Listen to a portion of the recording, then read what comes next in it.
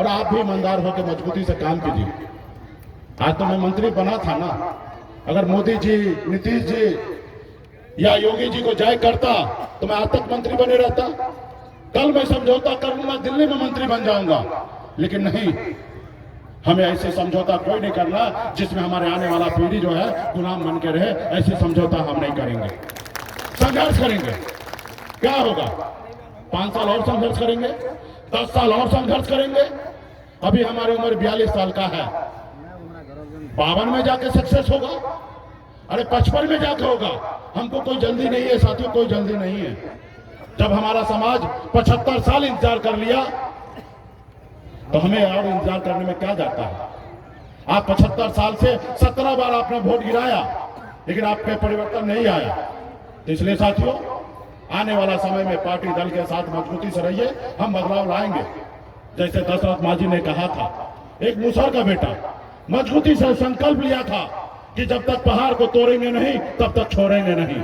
उसी तरीके से आप लोगों को भी संकल्प लेना है कि जब तक निषाद का बेटा को लिए आरक्षण नहीं ले लेंगे तब तक हम लोग चैन से नहीं बैठेंगे साथियों, चैन से नहीं बैठेंगे।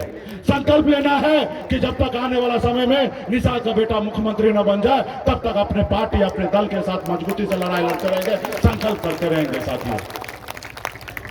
तो क्या आप लोग लड़ाई लड़ने के लिए तैयार हैं? चलिए, बहुत अच्छा। यहाँ तो एक के बार में सब हाथ उठ गया भाई। तो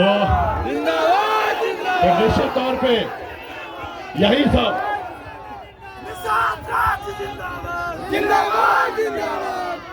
यही सब देखकर दिल्ली वाला घबरा रहा है। आजाद भारत में पहली बार ऐसा हुआ है कि सार्वजनिक रूप से यूपी, बिहार, झारखंड में एक एक निषाद का बेटा हाथ में गंगा जल लेकर संकल्प ले रहा है। आज तक कभी नहीं हुआ, कहीं पे नहीं हुआ, कोई नहीं किया। वो देख लिया, परेशान हो गया कि 40 से 45 लाख लोग संकल्प ले चुका है और ये लोग अभी वोट नहीं बेचेगा। और जब उनको एहसास होगा तो आपके चरणों में आज घूमने के लिए तैयार है और आपके सामने सारी शर्त को मानने के लिए तैयार है। तो क्या संकल्प लेने के लिए तैयार है? चलिए, बहुत बहुत धन्यवाद। तो निकालिए। इससे पहले कोरोना काल में देश के डॉक्टर ने एक वैक्सीन बनाया था, हम भी एक वैक्सीन बनाए। वो वैक्सीन का नाम क्या है मालूम है? गंगा जल। तो जैसे गंगा जल से संकल्प लीजिएगा यहाँ पे तो मोदी जी का कुर्सी हिलेगा दिल्ली में।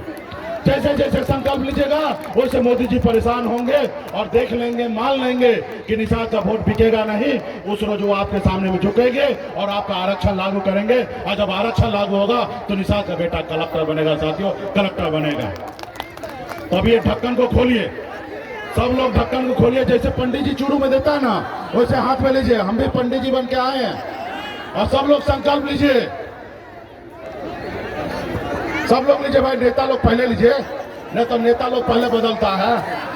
हाँ, तो सही बात है ना।